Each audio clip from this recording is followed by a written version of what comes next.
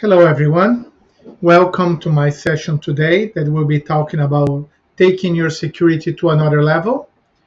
Uh, this session today is a little bit different with the ones that I always give when in the circuit, but it's also something that I noticed that we have a gap that we need to try to address. The reason that I decided to record this session is because I have seen many times that DBAs are struggling with all the changes we have on our career since the implementation of autonomous databases, since the implementation of cloud, the adoption of cloud, and everything like that. And we learned that DBAs are not anymore database administrators anymore. We are more kind of data architects or database architects. In other words, we need to give a step back and give a bigger look to all the scope of our practice, not only looking around the database, but looking everything they have to do with data. Doesn't matter if the data is in the cloud, is on-premise, or hybrid, or so on. Many people also talk about the autonomous database of the platform as a service like RDS, and please, you need to understand that RDS is not an autonomous database. DBA is still fully required to be managed. A lot of performance tuning, a lot of management need to be done on RDS. Basically, the only thing that RDS managing for the companies that are using it is the infrastructure as itself. Basically, the database, the data, and everything, how the users, everything that you work within, you need to still manage it as before. The reason that, again, that I decided to talk about this is because some time ago, CloudDB started a PCI audit. We know that we have many compliances that we need to fulfill globally, especially when you start working with cloud environments. And that's the main reason of this session. The DBAs and the architects from my team start to learning a little bit more about compliances, and that's what I want to talk to you guys today. That's my 50 cents or 25 cents I want to give to you guys, all the tips and knowledge regarding compliances, and especially about PCI compliances. As a DBA developer, manager, project manager, this kind of knowledge is crucial for you to know. Let's get started. Basically, we are going to be talking today about the project and requirements that we had as CloudDB. We will talk about what compliances are. We will talking about PCI compliances and explain one by one all the requirements and give you tips about what you should be doing in preparing to pass these compliances. That is requirement. We're going to start to requirement 1 to 3, 4 to 6, 7 to 9, 10 to 12. Then we're going to be talking about challenges. We're about to talk about Oracle Cloud Infrastructure Security, and then a very short conclusion about everything, basically wrap it up, everything together. Why are we talking a lot about PCI compliances? Because if you prepare yourself to PCI compliance, basically you're preparing your basis, all the pillars for any other compliance you need to do. Doesn't matter if it's ISO 27001 or another compliance you have in your environment. A little bit about myself. My name is Francisco Munoz Alvarez. I'm an Oracle ACE since the year 2009, Oracle ACE Director since the year 2000. Oracle ACE since the year 2008, Oracle ACE Director since February 2009. A lot of people know me by all my engagement with the community. I was the founder and president for many years of LLC, the umbrella user group for all Latin America user groups. President of the Chile for a long time user group.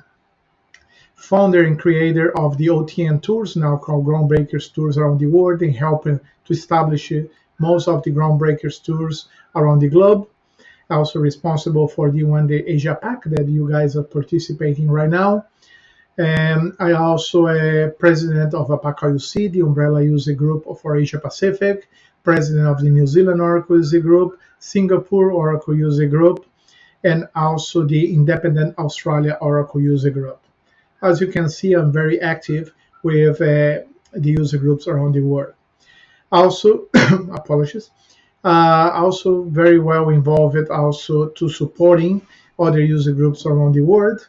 I wrote a book about a backup and recovery survival guide, the first book for 12C, and also the only book I know they have a full chapter about logging and no logging, and that chapter was reviewed and worked with a good friend, Tom Kite from the original from Ask Tom.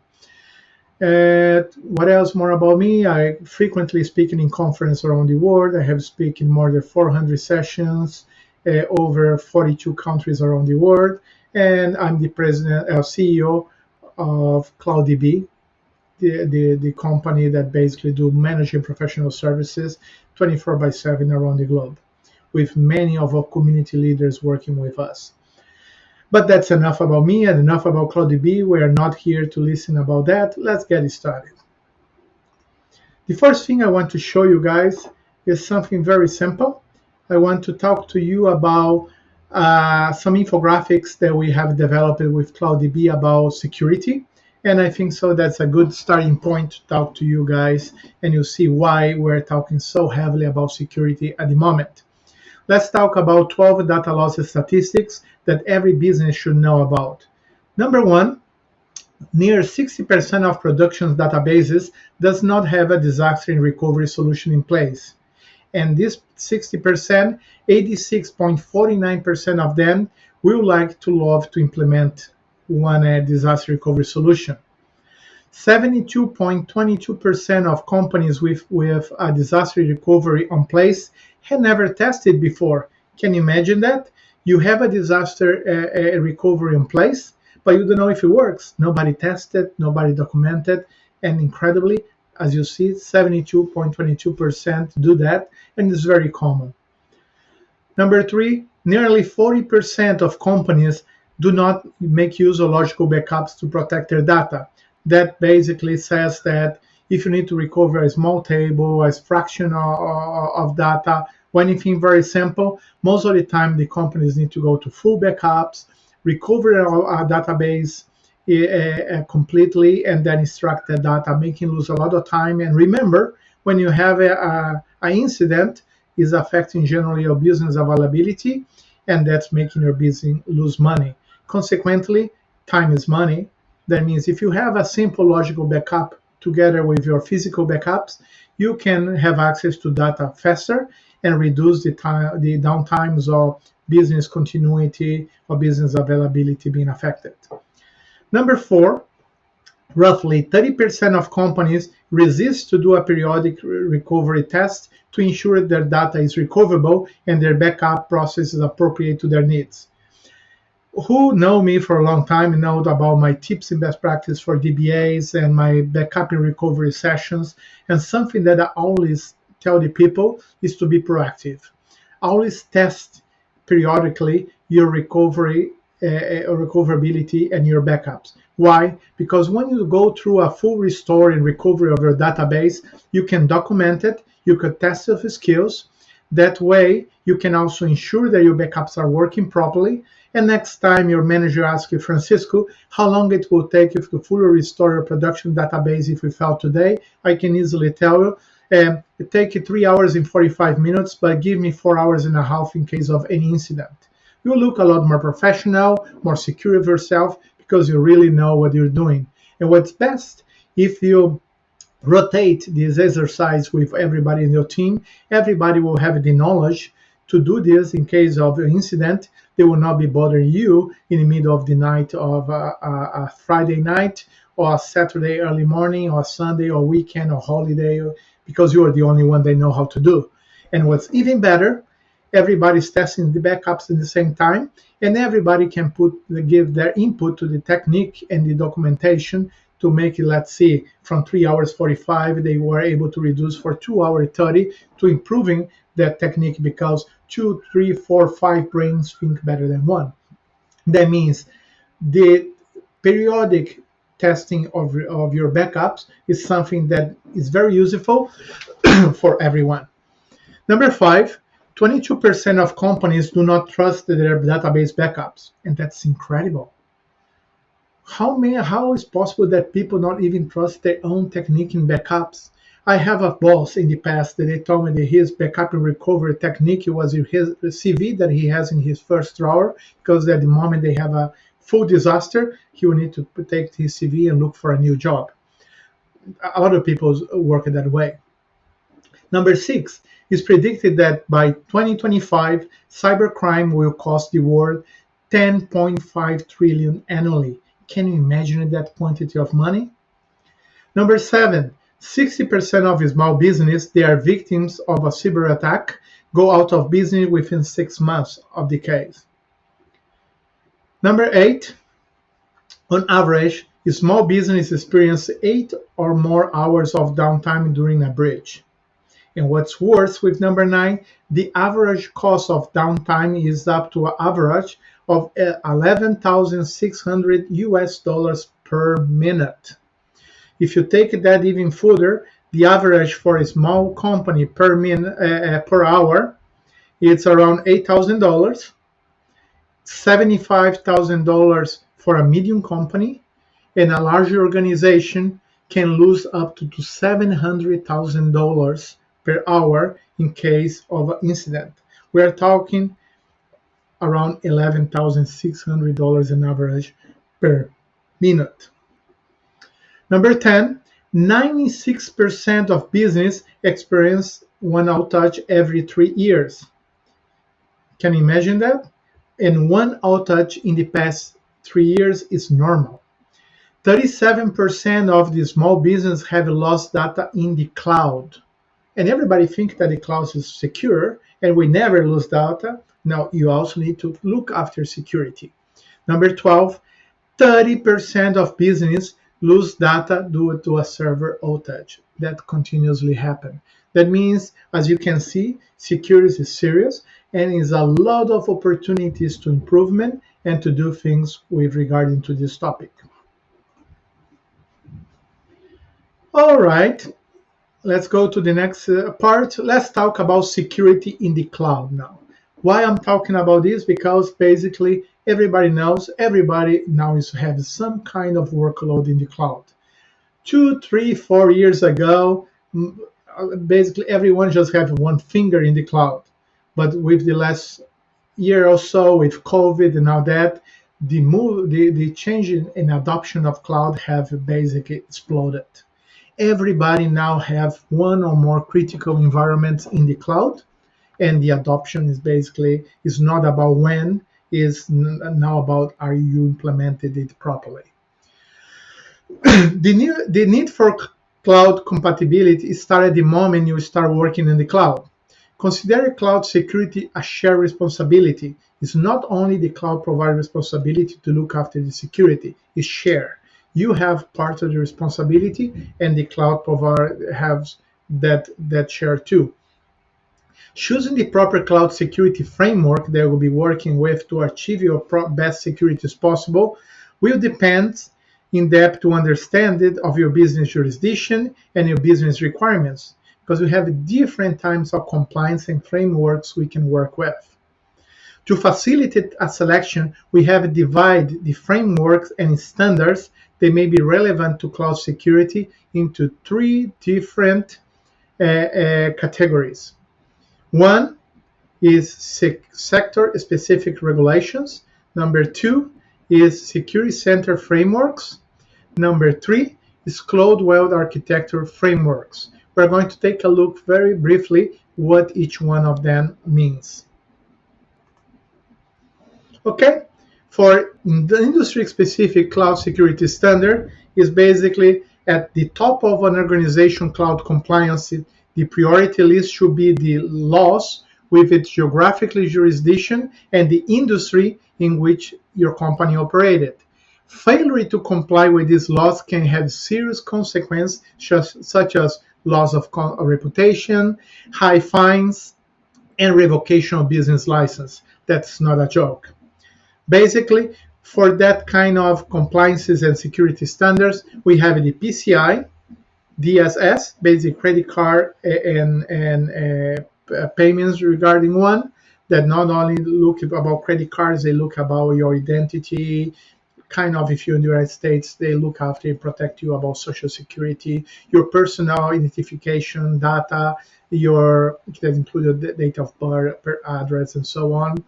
With health, we have the HIPAA, that's very well known in the United States and many other places around the globe. In Australia, we have the APRA, Prudential Practice Guideline. Basically, I love this one because this operated basically saying in the assumption of zero trust with regarding to emerging technology. That means you need to prove that you can gain their trust, because they started the concept that's no trust for any emerging technology, and cloud is considered one of the emerging technologies. And then in the European Union, we have the GDPR that everybody for sure know about it. Now we have security-centric frameworks. This is when we talk about security-focused framework. They are independent of legal and financial regulators, but are robust guidelines the organization can use to meet regulatory compliances. This is when we use the 27001 ISO, 27002, 27017, 27018. We have SOC, System and Organization Controls Reporting. We have a NIST, the National Institute of Standards and Technology, and then we have the syscontrol. Remember, the first one was compliance regulations that, depending on the industry and the type of business you have, you need to comply. If not, you'll be in trouble. These now are security-centric frameworks that basically are frameworks. They help you to improve your security and will show, in case you are fully certified, let's say with ISO 27001 and 002, that you're taking security to a step level. You're not forced to, like the previous one, by the regulators, but you doing that to show to your clients that you take security seriously. Now we have also the Cloudwell architecture framework. This is basically security frameworks that the cloud providers implement themselves to improve the security and improve the security standards with themselves and their clients. They are using their services and products. We have one example, the Amazon Web Servers one, we have the Google one, we have the Microsoft, and now we have the Oracle Cloud also taking a lot of security seriously and implemented their own frameworks too. All right, I spoke before that security is something that is responsibility, a shared responsibility with everyone. You can see easily that when we are here working in the on-premises, you, the customer, we're fully responsible and accountable for everything. We are talking about user access and identity. We're talking about taking since the physical, that basically your servers, the infrastructure, the network, virtualization, the guest OS, the application, the data, everything. Basically, you're responsible from bottom to top, or top to bottom.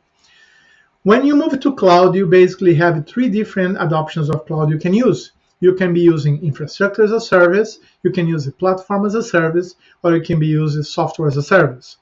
If you're using infrastructure as a service, that the most common and frequent one used, like one example with AWS is using EC2, the cloud provider is only responsible for the physical infrastructure, network, even virtualization layers. You are fully responsible to protect yourself and look after the guest OS, application, the data, and user identity. Now when we go for platform as a service, if you're in the database market, this is basically the RDS from AWS 2. You can see that the cloud provider is responsible for the physical environment, the infrastructure, the network, virtualization, but now also for the guest OS. They will look about security of this area. They will patch that for you. They will look after that. But you are responsible for the application, for all your data, and now the user identity. And the data is inside the database, and you need to look after performance, security, recoverability, everything as you always did. Now, when we move to SaaS, software as a service, now the cloud provider is responsible for everything as before, but now including the application. Now you're only responsible for look after the data and the user access and identity, who you're giving access to the data and why and how. Good. Now that we clarify that, when we work with PCI compliance, that's the compliance that we're taking a look at the moment, and that will be the focus of our presentation. These steps you must really look all the time. That's the 4 pillars for PCI compliance, and basically any compliance that you are being audited or you're going to work with. And this is the tips that for me are gold for you from now on. And this experience that we got, the good and the bad, is what could help you a lot.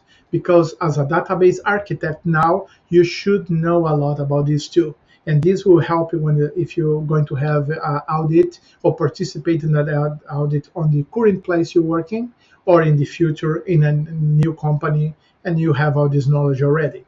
The 4 pillars for this type of compliance are: number 1, purpose and scope. Always define a clear purpose and scope of the audit and the security they're working with. Number 2, define clearly roles and responsibilities. Everybody needs to know what the roles are and who is responsible of what. Number 3, policies and procedures. Always define very clear and proper policies and procedures, including maintenance requirements, because you can create policies, you can create procedures, but you need to maintain that. They need to reveal, depends of how you have set up your policies. You need to say, okay, these policies need to be reviewed every 6 months and are reviewed by this committee, this group, with people, these people, and they need to review and accept and check everything, let's say every 6 months or every 12 months, depends on how you organize everything. Now, proof. Proof is one of the key pillars. Always demonstrated proof that you have your policies and procedures and how they are being executed and followed. That means that come with checklists, that your monthly or trimestral checklist, when you check and review that everything is being followed in place, that everything is implemented, the security is being reviewed, the policy and procedures are being maintained, and things like that. That is the 4 pillars for any compliance: purpose and scope, roles and responsibility, policies and procedures, and proof. It's like illegally, nothing is existed or happening without we have physical proof. Here is the same. If it's not physical proof, that doesn't exist. Okay, let's go to the next one. Oh, apologies. Let's take a look at the requirement 1 and 3 for PCI. Requirement 1, look after, install and maintain a firewall configuration to protect cardholder data.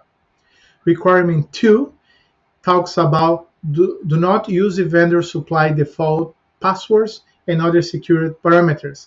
It's like when we are DBA, we always told you, God, please never keep these default passwords like Scott Tiger, change your install for your system administration users of your database, like sys, system, and so on. And it's the same here that is required with PCI. All the vendor supply default passwords cannot be in use. And the same of the last security rules that we always use it. The super users coming with the vendor supplied should be disabled, and you need to have your own roles and super user created by individual per person. Requirement number 3, protect stored cardholder data. That is the same in that protect all important data inside your databases. And not only inside, outside too. You will not see how many people has encrypted backups that anyone can read on storage on file systems. How many people do dumps of data to CSV files or spreadsheets with very important data right there that anyone can access. That's why you always need to protect this stored important data Doesn't matter if it's in database or outside the database. All right, let's talk now about things you should add and do, and what my tips are regarding to the, requirement number 1. Always show proof of a change control is in place and the change request for network firewall as example.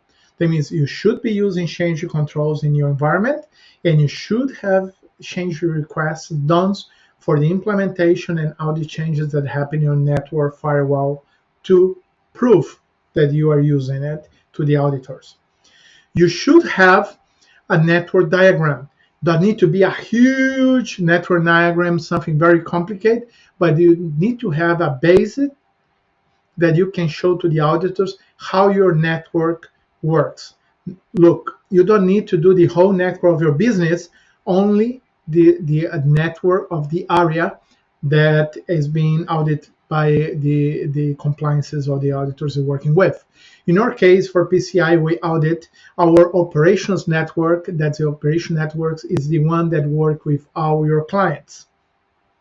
That means that how secure is the environment when our employees work with our clients. We prove that we're using VPNs to our employers to connect to internal network. The internal network, they jump into a DMZ network where we have a lot of security penetration tools. They are checking that everything is okay. From there, they connect to the internal network to the again, and that network is to a virtual desktop that they have fully secure, encrypted. Everything they do there is encrypted on rest and in transit. And also, because that's a virtual environment that we have in the cloud, if they lose their laptop, their iPad, even their phones, no personal information or client information is never there, because the virtual environment is in the cloud and it's fully secure, that they cannot screenshot, they can do absolutely nothing. It's fully secure. And from there, we have tons of tools that look after. We have an agent that look after antivirus, security, log analysis. We have Oracle Cloud Guard over there too. We're going to take a look on that later. And tons of or secret sauce tools that look after the security. From there, then they connect to our clients' VPN, where they have pipes, site-to-site pipes that basically are fully encrypted and secure, and all that we show in our internal diagram for the auditors, proving that that area they're going to be audited is fully secure. Make sure you're using a firewall on every internet connection coming in and out the network, and also between any DMZ network and the internal network. Also allow your organization to effectively monitor and control access, ultimately minimizing the changes of any malicious of individual obtaining access to the internal network via unprotected connection. Sorry, one second. You also need to show proof of your firewall security rules. Also create a service protocol and metrics. Create a service protocol and port checklist to check that the metrics and everything here is on place, and show that it's periodically being reviewed. Create a firewall and router review checklist for the same purpose, to have proof that you are checking, review, and following the protocol, the procedures, and everything accordingly. This is an example of our operations network that I mentioned. Our employees connect to VPN to our internal DMZ area, where they have tools that are checking everything right here. We have TreatCop, we have a Google Workspace, we have tons of security there. We have a file systems transfer, we have Intruder and Beagle for penetration testing. We have Oracle Cloud Guard checking everything, including with all the tools for Oracle Cloud. Then each employee have their VMs. We have security tools look after. We have the security agents with antivirus and everything. From there, then they're able to connect to the client VPN and through there to their database environments that we manage through. Requirement 2, show proof always that system applications are not using default username and password. No issues right there. Create a vendor default checklist to be checking every time that you have a vendor being used, that all these passwords being changed and our standard is being followed. Show proof that you ensure the all system is properly provisioned, hardened, secured, and locked down before being fully deployed into production, not after, need to be before. Create a configure standard checklist to check the basic configuration things you need to do when doing a deployment. Ensure the non-console administrative access included access from within local internal networks, as well as access from external or remote networks. Create an inventory for system components. That's very important because the auditors will ask for it. For requirement 3, show proof of data retention and disposal procedures. You need to have that procedures in place, showing what type of data you're keeping, for how long, and how you dispose that data after that time. Create a sensitive authentication data checklist, SAT. Create a list of all system components that have PAN, personal account numbers, as account number, credit card numbers, anything that is important to identify a person and account, where it's displayed, and who is allowed to access that information and why. That's very important. Show proof of disk encryption for data on rest. Show proof of encryption keys in use and how they are handled, by who and why. That's very important. Now we're going to talk what are requirements 4, 5, and 6 of PCI. Requirement 4 talk about encrypt transmissions of cargo data across open and public network. That's encryption of data in transit. Requirement 5, protect our systems against malware and regulatory update antivirus softwares and procedures. Number 6, develop and maintain a secure system and applications. Let's take a look on what the tips are for each one of these 3 now requirements from PCI. For the requirement 4, please create a security transmission protocol matrix. Talk of security protocols are like TLS, SSH, RDP, APSEC as example. Create a card-holded data location matrix showing the origin, location, protocol, and ports that can access the data. Show proof of network encryption in use. And create a list of all end-user message platforms in use. What are you talking about, Francisco? Okay, your company uses Teams, uses Facebook Messenger, Slack. What kind of messaging platform your company uses? Because they generally try to transfer information, text information. That way you can prove that the messaging platform you're using is fully compliant for PCI and so on. And you can show how the securities are using. You need to show that to your auditors too. For requirement 5, show proof of antivirus they are using and the endpoints, how they are maintaining and so on. Create an antivirus attribute matrix showing what is installed, where is installed, the current version in use, and if the virus definition is up to date. Basically, that is important because you need to show that this is being used and maintained. It's not good if you implement antivirus, but you never update for the last 3 years. In the 3 years, you had tons of new vulnerabilities. Apologies, that you're not being protected for.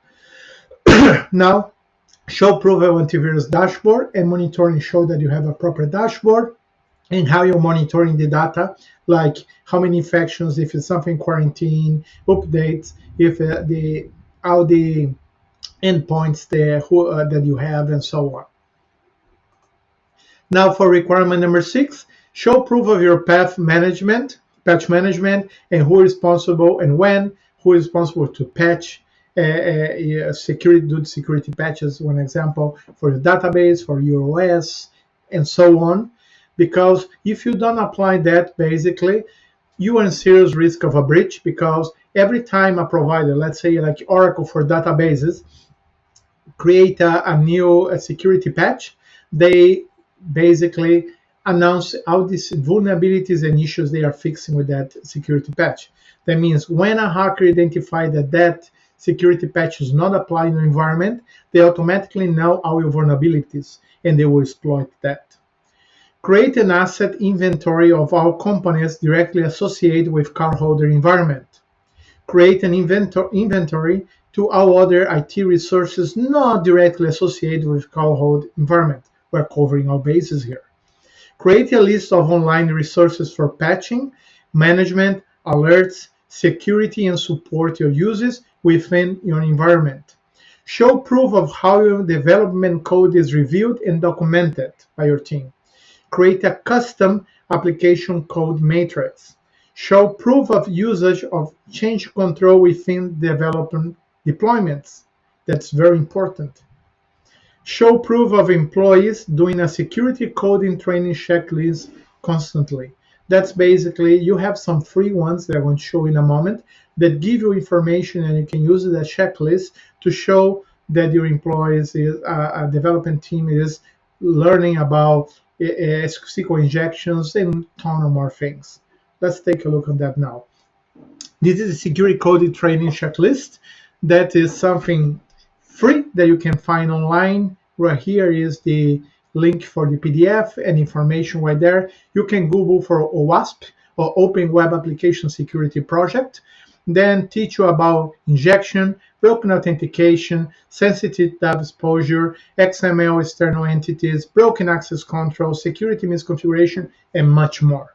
Here you can see the one of my employees went there, read all the material, acknowledge the procedures of security for an, and when he did it. That is a checklist that we are having for the auditors. Now for requirements 7 to 9. Requirement 7 is everything about restrict access to cardholder data by business need to know basis.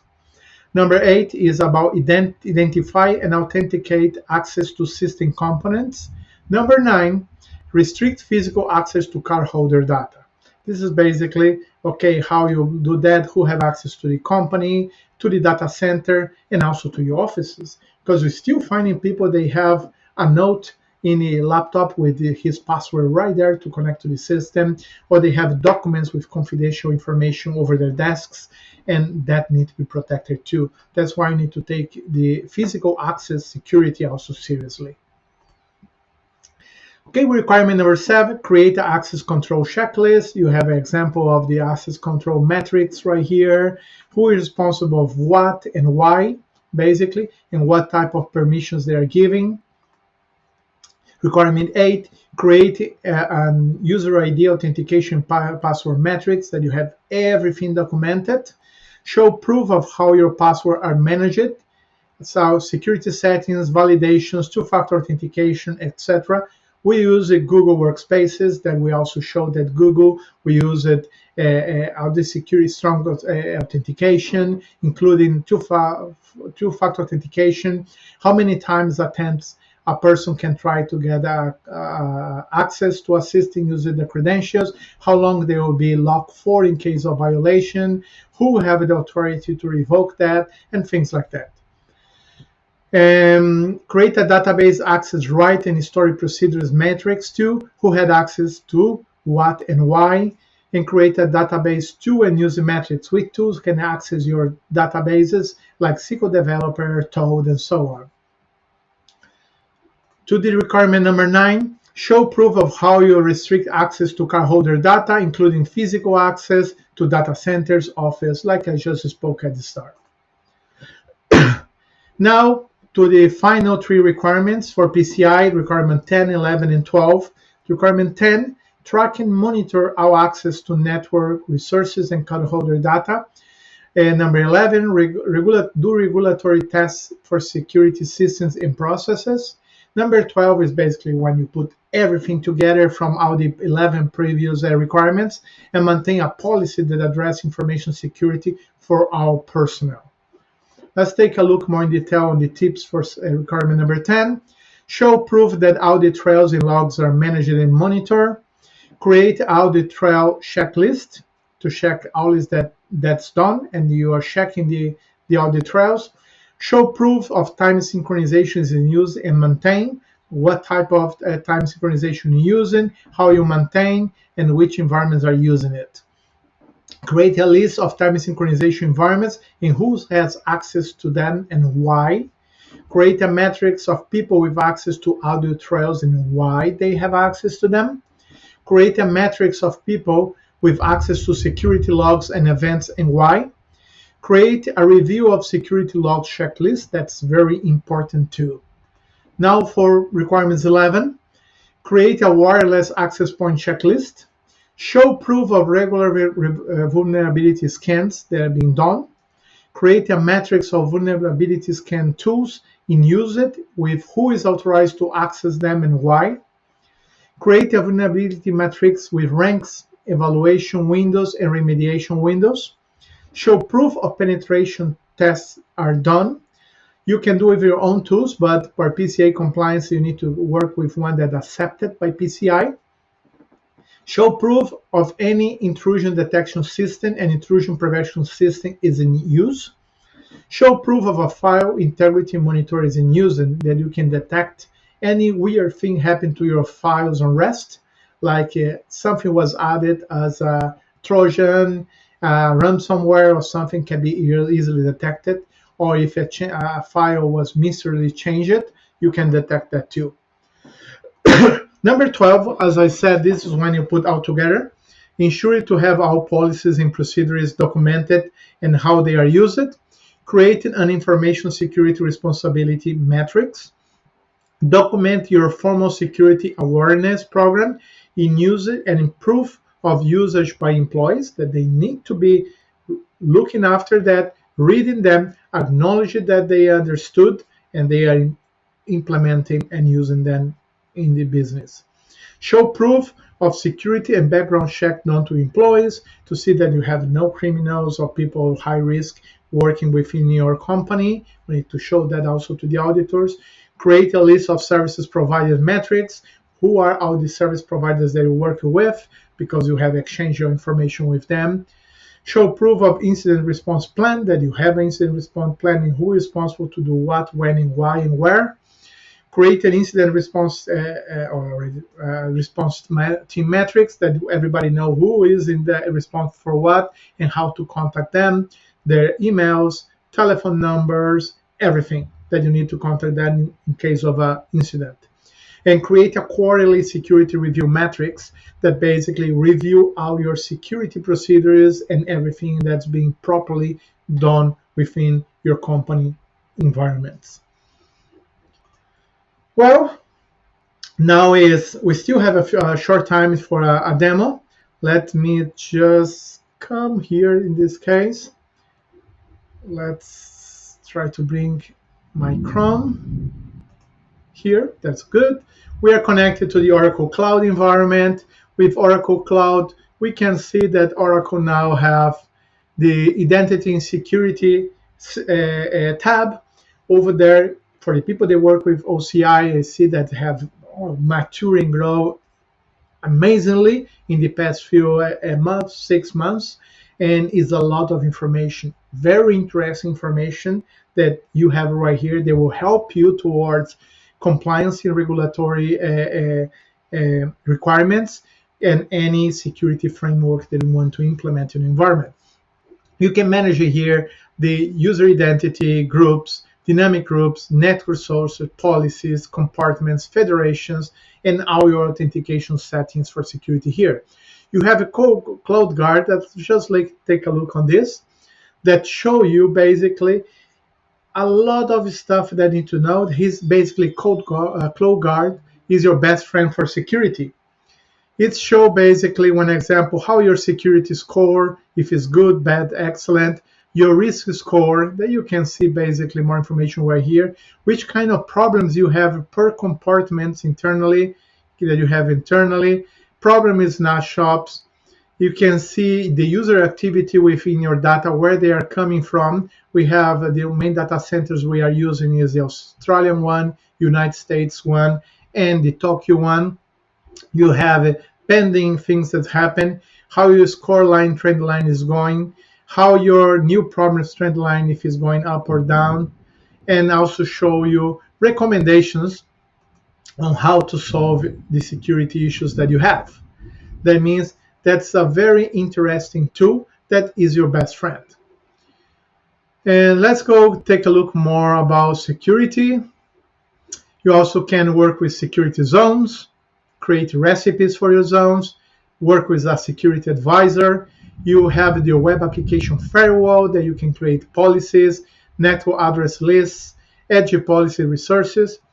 You can create your own certificates to work within your environments to make your web applications even more secure too. You can work with scanning. That's basically some kinds of security scannings that will happen.